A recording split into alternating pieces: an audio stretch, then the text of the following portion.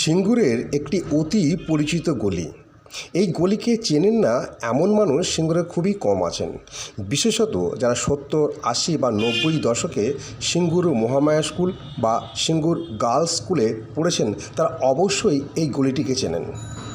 সিঙ্গুরের একেবারে প্রাণ কেন্দ্রে অবস্থিত এই জনপ্রিয় গলিটি। এই গলিটি দেখলেই অনেকের পুরনো স্মৃতি মনে পড়ে যেতে পারে। চলুন আমরা আজকে কথা বলবো আমাদের এই পরিচিত সিঙ্গুরের গলি সম্পর্কে। এক সময়ে এই গলিতে সবসময় ভিড় লেগেই থাকতো, তবে এই গলিটা এতটাই সংকীর্ণ ছিল যে একজন মানুষ প্রবেশ করলে আর একজন মানুষ প্রবেশ করতে পারতো না, বা কেউ বেরিয়ে যেতে চাইছে তাকে অপেক্ষা করতে হতো আরেকজন মানুষ বেরিয়ে যাওয়ার জন্য। কেন জানেন?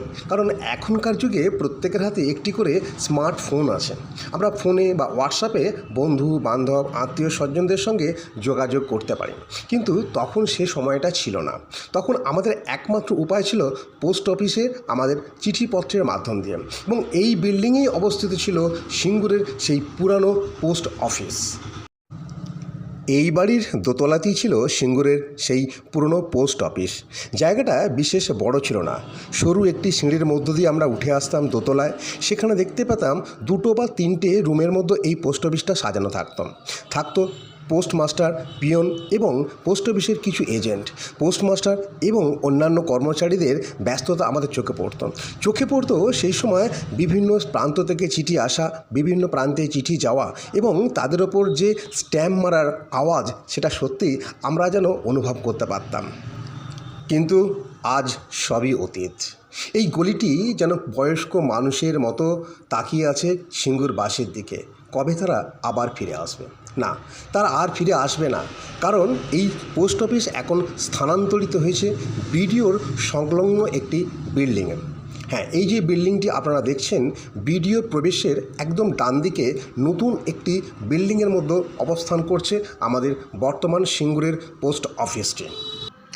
এই গলিটি জনপ্রিয় হওয়ার আরও একটি অন্যতম কারণ আছে। হ্যাঁ, এই গলিতেই অবস্থিত আছে একটি আইসক্রিম ফ্যাক্টরি।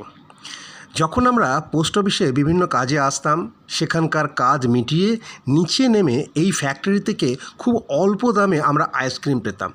বন্ধু বান্ধবদের সঙ্গে খুব ইয়ার্কির ছলে আমরা সেই আইসক্রিম খেতে খেতে আবার ফিরে যেতাম স্কুলে। সেই দুষ্টুমির কথাগুলো আজও মনে পড়ে। এই গলির জনপ্রিয় হবার আরও একটি অন্যতম কারণ আছে। গলি থেকে বেরোলেই তার ঠিক অপোজিটেই আছেন আমাদের মা সিঙ্গুরেশ্বরী। আমরাও বন্ধু বান্ধব মিলে মায়ের কাছে যেতাম,